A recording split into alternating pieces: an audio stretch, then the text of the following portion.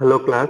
मैं सेल्फ गोविंद कुमार राहुल और आज हम लोग डिस्कस करने वाले हैं डिस्क्रीट मैथमेटिक्स में चौथी यूनिट में प्रोपोजिशनल लॉजिक।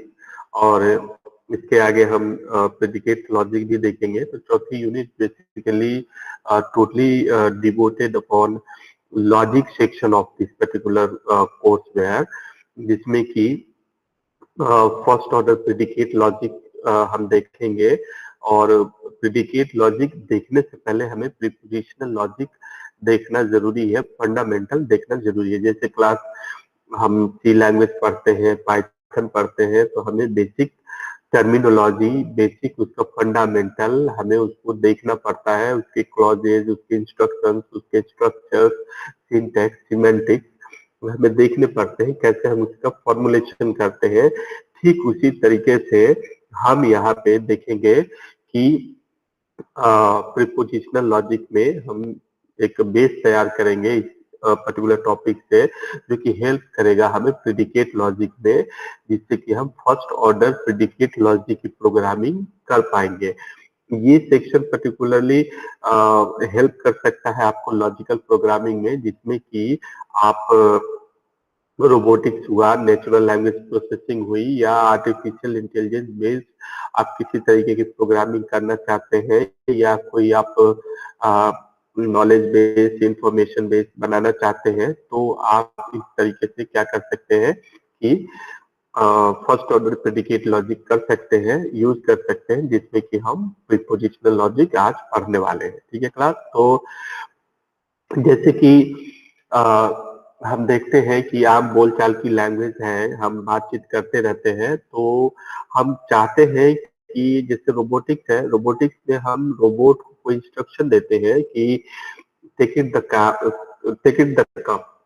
तो ये चीज हमारी नेचुरल लैंग्वेज में दी गई एक इंस्ट्रक्शन है रोबोट को, जो कि एक इटसेल्फ में एक मशीन है। तो how it could recognise this particular instruction, उसको वो कैसे समझेगा, उसके सिमेंटिक्स को, मतलब को कैसे समझेगा, क्योंकि मशीन को तो नॉर्मल लैंग्वेज पता नहीं है। तो हमारी जो प्रेडिकेट लॉजिक है, बेसिकली जो हम आम बोलचाल की भाषा है, उस भाषा को मशीन अंडरस्टैंडेबल लैंग्वेज में डिकोड करने का एक तरीका है, जिससे कि हम इस नॉर्मल बोलचाल की भाषा को हम क्या करते हैं, डिकोड करते हैं, जिससे कि एक मशीन, रोबोट भी हो सकता है, कंप्यूटर भी हो सकती है, या कोई डिवाइस भी हो सकता है, क्या करता है, उस चीज को समझ पाता है। तो हम देखेंगे, तो बेसिक हमारा फंडामेंटल क्या है, हमारी बोलचाल की भाषा जो है उसका बेसिक फंडामेंटल क्या होता है, स्टेटमेंट्स होते हैं बेसिकली। तो ये स्टेटमेंट हम देखेंगे कि हम इसे अपनी लॉजिक प्रोग्रामिंग में कैसे इंक्लूड कर सकते हैं। ठीक है क्लास। तो basic is what is an statement.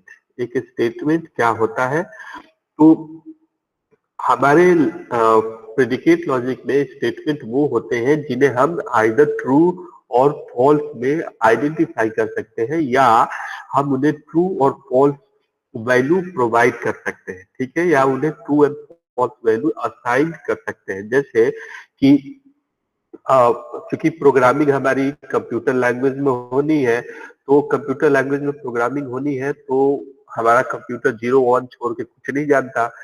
तो हमें चीजों को 0 और 1 में, या ट्रू एंड फॉल्स में क्या करना पड़ेगा, टेक ओवर करना ही पड़ेगा।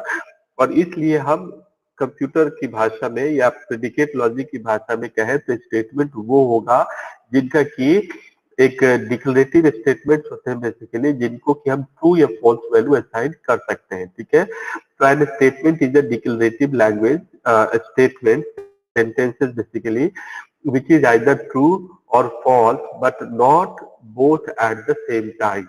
ये बहुत ही मतलब सुनने में बड़ा नॉर्मल लग रहा है, लेकिन ये काफी आगे चल के देखेंगे, इस पे कई सारे रूल्स हैं। तो either statement at a time true होगा या फॉल्स होगा, but at a time true and false दोनों नहीं होगा। ठीक है। जैसे मैं कहूँ कि X plus 5 is equals to, suppose मैं कहूँ लेट्स से दिस इज 7, मैं इसे फिर से लिखता हूँ। मैं कहूँ कि 7 + 5 = 12, तो क्या ये स्टेटमेंट है? क्या एक क्लास स्टेटमेंट है? Yes it is a statement, because हम इसे ट्रू कह सकते हैं क्योंकि ये ट्रू है। 7 और 5 = 2 ऐड करें तो 12 आएगा। Yes it is a true and so it is an statement. ठीक है, तो ये स्टेटमेंट हो सकता है जैसे कि मैं कहूँ कि हाउ आर यू। अगर मैं लिख दूं कि हाउ हाउ आर यू, ठीक है क्लास, हाउ आर यू, तो क्या ये स्टेटमेंट होगा? आप मुझे बताइए कि क्या ये एक स्टेटमेंट होगा?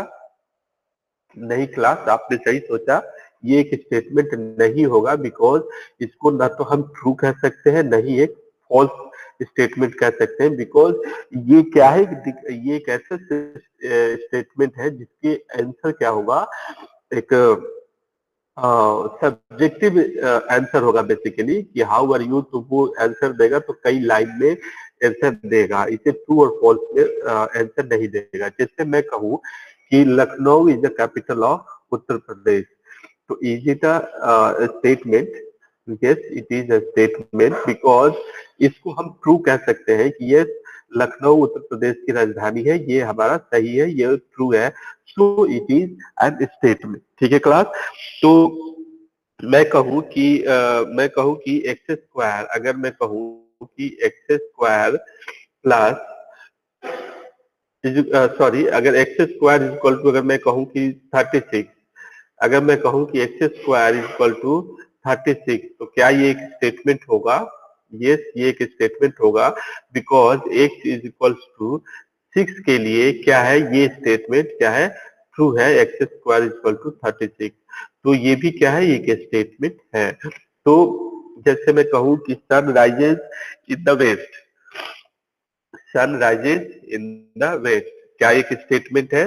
यस ये एक स्टेटमेंट है, क्योंकि हम इसे फॉल्स असाइन कर सकते हैं। मैं कहूँ कि sun rises in the east, क्या स्टेटमेंट है? Yes it is an statement, because इसको हम ट्रू असाइन कर सकते हैं। तो इस तरीके से क्लास, जो हमारी आम बोलचाल की भाषा है उसमें हम सेंटेंसेस यूज करते हैं, और उन सेंटेंसेस में अगर हम उन सेंटेंसेस को पिक आउट कर लें जिनको कि ट्रू और फॉल्स में हम क्या कर सकते हैं, असाइन कर सकते हैं या उन्हें डिपिक्ट कर सकते हैं, और उन ट्रू फॉल्स वैल्यूज को होल्ड करने वाले स्टेटमेंट के कॉम्बिनेशन से अगर हम अपनी बात कहना चाह रहे हैं, हम पूरी बातचीत को डिकोड कर सकते हैं फर्स्ट ऑर्डर प्रेडिकेट लॉजिक में, और इस लॉजिक के अकॉर्डिंग की गई प्रोग्रामिंग एक मशीन को इंस्ट्रक्शंस दे सकती है, जो कि रोबोटिक्स में हमारा यूज होता है। तो इस तरीके से हमारे पास स्टेटमेंट है क्लास।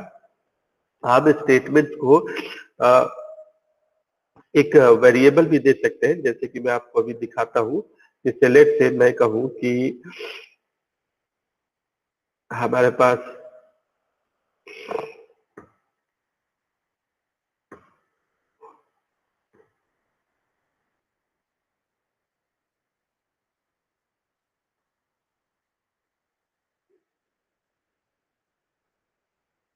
ठीक है, जैसे मैं कहूँ कि Ram Ram is a boy, ठीक है, राम इज अ बॉय, ठीक है। Is it a statement? Yes it is a statement, क्योंकि ये ट्रू है। मैं कह दूं कि जैसे कि मैं अभी आपको कह रहा था कि द कैपिटल, अगर मैं कहूं कि द कैपिटल, ठीक है, मैं कहूं कि the capital of UP, UP is is Lucknow, ठीक है, ठीक है, इज लखनऊ। तो ये भी क्लास एक स्टेटमेंट होगा, क्योंकि इसे हम ट्रू फॉल्स कह सकते हैं, इसे हम क्या कह सकते हैं, ट्रू फॉल्स कह सकते हैं। ठीक है क्लास, की the capital of UP is Lucknow. ठीक है क्लास, तो इस तरीके के स्टेटमेंट्स को हम एक स्टेटमेंट वेरिएबल दे सकते हैं। Let's say it is a P, हमने क्या किया, एक वेरिएबल पी लिया जिसको असाइन कर दिया राम इज अ बॉय। मैं अगर इस चीज को कहूँ एस, और इस वेरिएबल को ये सेंटेंस असाइन कर दूं कि the capital of UP is Lucknow, तो ये स्टेटमेंट क्या है, एस को यूज कर सकता है। या हम जहां भी प्रोग्रामिंग करेंगे, हम चूंकि जब प्रोग्रामिंग कर रहे होंगे तो वहां हम ये नहीं लिखेंगे कि राम इज अ बॉय, और कह सकते हैं कि the capital of UP is Lucknow. हम प्रोग्रामिंग में ये तो नहीं यूज करेंगे, लेकिन हाँ हम पी को और एस को प्रोग्रामिंग में यूज कर सकते हैं। जैसे मैं कहूँ कि Ram is a boy and the capital of UP is Lucknow, तो इस पूरी बात को अगर मैं कहूँ कि Ram is a boy and the capital of UP is Lucknow, तो हम इस चीज को क्या लिख सकते हैं कि पी, हम इस चीज को लिख सकते हैं कि पी एंड एस। ठीक है, तो पूरी बात को, ये पूरी Ram is a boy and the capital of UP is Lucknow, इस पूरी बात को हम लिख सकते हैं कि पी एंड क्यू। तो इस तरीके से हम इस चीज को प्रोग्रामिंग में क्या कर सकते हैं, इनकाउंटर कर सकते हैं क्लास।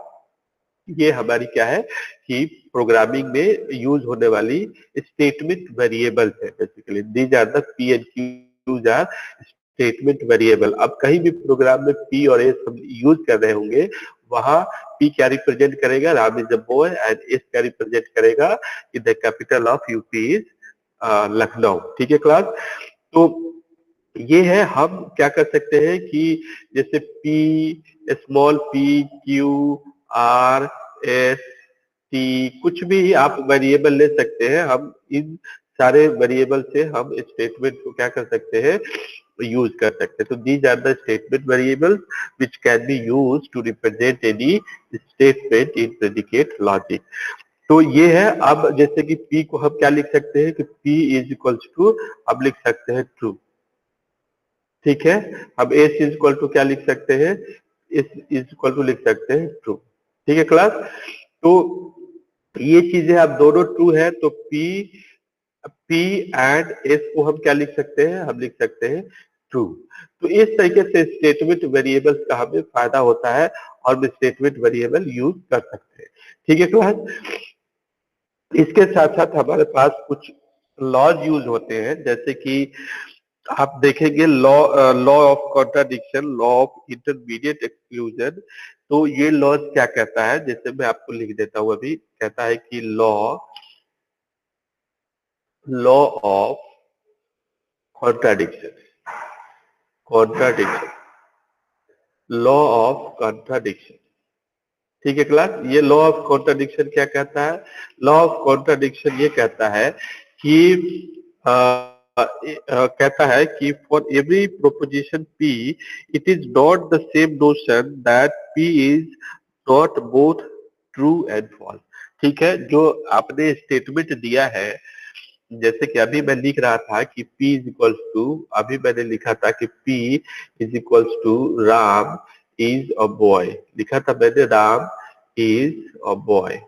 ठीक है क्लास, तो ये क्या है, ये पी क्या है, अब ये पी जो है प्रीपोजिशन है, और ये एक समय क्या हो सकता है, आइदर ट्रू होगा फॉल्स होगा, बट ट्रू एंड फॉल्स एक साथ नहीं होगा। This is called law of contradiction. ये आपको मैंने जो नोट शेयर किया है उसमें आपको मिल जाएगा, तो इसमें आपको ज्यादा टेंशन लेने की जरूरत नहीं है। एक है लॉ ऑफ इंटरमीडिएट एक्सक्लूजन। ठीक है, ये दूसरी लॉ है, इसी स्टेटमेंट के ऊपर है, law of law of intermediate exclusion. ठीक है क्लास, इंटरमीडिएट एक्सक्लूजन,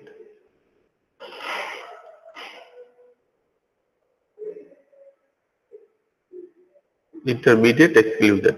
ये क्या कहता है कि if P is a statement that is proposition, then either P is true or false and there is no possibility of intermediate exclusion। ठीक है, मतलब कहने का क्या है कि लॉ ऑफ कॉन्ट्रडिक्शन क्या कहता है कि या तो ये ट्रू है या फॉल्स है, लेकिन एक समय पे ये ट्रू फॉल्स दोनों नहीं है।